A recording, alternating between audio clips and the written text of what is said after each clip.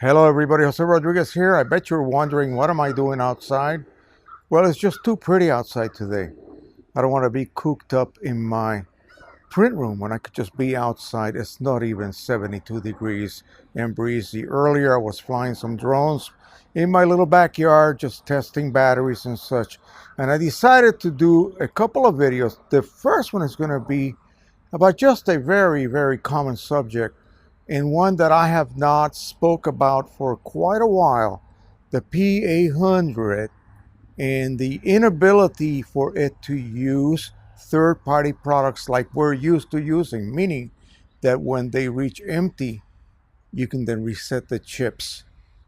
Very simple. That's how everything else works. Everything else that is not locked, that is. And Epson has done a really good job in doing that to our P800s that are zoned for North American users. The question arose because somebody from another country wanted to know whether they can just go ahead and buy one from there, take it back to their country, and will it be able to then use third-party inks. Now, that I cannot answer because I have no clue what Epson has been doing behind our backs. It could be that new printers being sold now have upgraded firmwares, and those firmwares may not allow you to use third-party products. I really haven't heard word from anyone, any of the major sellers out there, and even the Chinese companies that advertise on Alibaba and AliExpress. Really nothing new. The only thing I know of that works for us users here in the US is this. Let me orient this the right way. I don't know whether you'll be able to see this and wonder what the heck am I showing you. It is a circuit board, basically. It's about a 3.5 by 5 circuit board, and it has built into the matrix of the board itself 9 chips, okay? And these chips correspond to the 9 colors. If you notice right here, there is a little power plug right there. That power plug allows you to plug in a special little cord that they give you, and that allows you to then, with the push of a button, reset all of the colors back to full, only when one of those 9 colors is declared empty. And the way it does that, it just says, hey, I no longer recognize your magenta cartridge. Press that button. All of the other cartridges are brought up to full, as well as the one that was declared empty. That's how it works. Now, overseas, let's talk about that. People overseas, so far I haven't heard from any of the UK companies that have been selling refillable cartridges. Why is this so weird? What is going on? Well, each chip for each color, specific color, let's just choose yellow.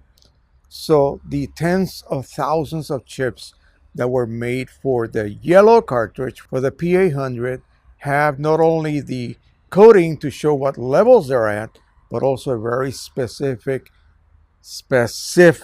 number, an ID code that tells the printer, hey, this is so-and-so and I'm yellow.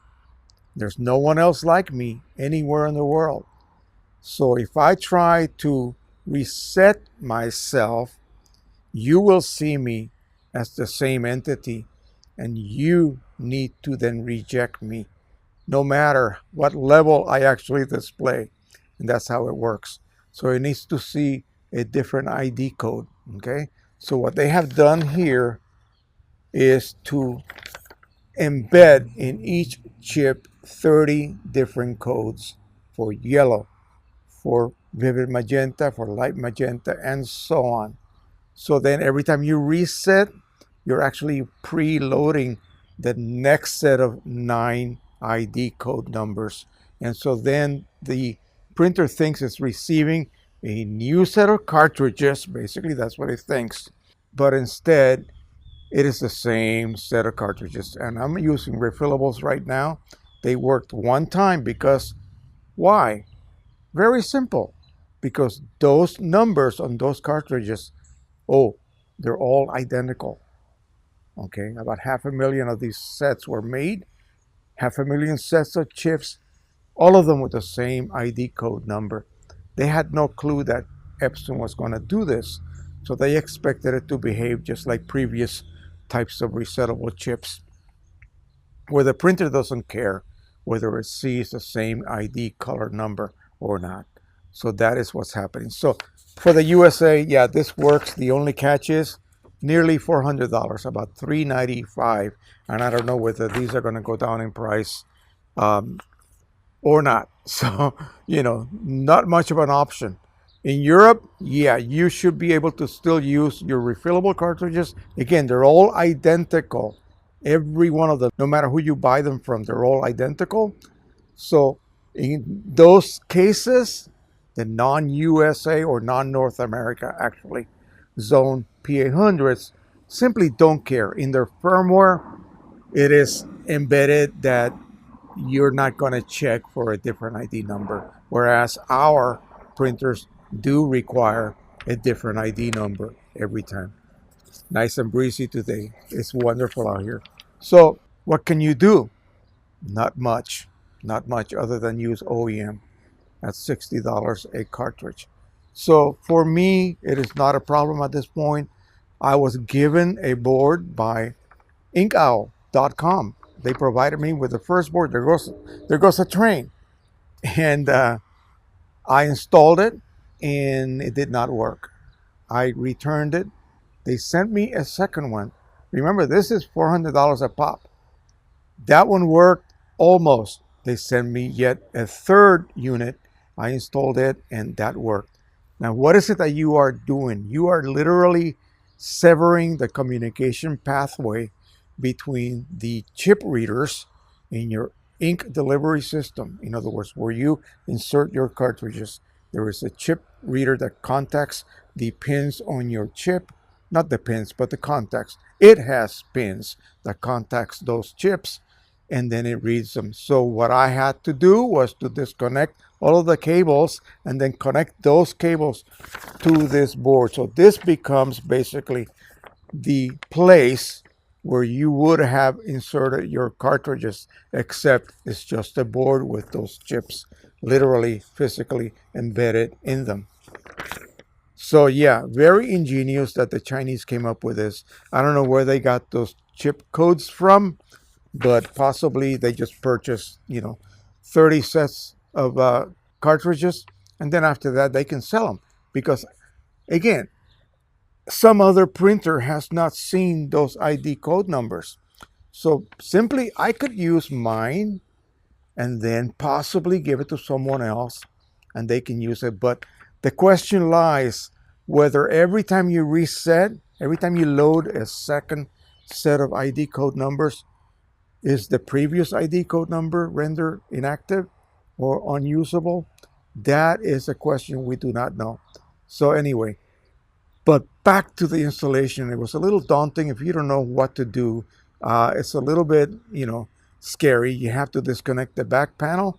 You have to remove the motherboard, not fully, but just extend it out after you detach it. So unscrew it, that is. And then disconnect very carefully those cables. You have to make sure you don't make a mistake. You really cannot put them in the wrong direction. They only fit one way. So again, even I could do that, so I assume most of you will be able to handle that. But then again, $400 for one of these. So the question arises, if you're just going to go ahead and print for money, in other words, you're producing prints for sale, then I wouldn't even consider this. I wouldn't even consider refilling, because really, there's no way to do that effectively in the US unless you buy one of these types of so-called chip decoder boards. Really, really crazy. Europeans and people in other countries, I think they're okay. But they're still going to have to use OEM if they're going to be selling them, because again, third-party inks are not really up to the quality of these particular inks. The P800 OEM inks are really, really fabulous. So anyway, that is it. In the next video, I'm going to talk a little bit about some other subject. one that I just discovered a little while ago. It has to do with the Breathing Color River Stone Satin Rag paper. And remember, I explained that one side is printable, one side is not supposed to be printable, but you can actually print on both sides. It's just that during the coating process, the rear, or would have been the back, and they do the coating, the double coating, to maintain stability on the paper. It is very, very flat. And so I thought, well, what's the problem with printing on both sides anyway, since you can? Well, the official rear or back side has a scuff mark, and that occurs when they run it through the coating machine the second time to coat the top real printable surface. Spraying gets rid of it, but I thought, hey, what about chroma optimizer in something like the Pro-1000? That I'm going to show you in the next video. So again, thanks so much for watching. Don't forget to subscribe, share, and like. Happy printing, everybody. If your weather is really beautiful today, get on outside and forget about printing for a while. That's what I'm doing right now. That's why I decided to do this video. So otherwise, I'd be in there probably producing prints. So happy printing, everybody. Bye-bye.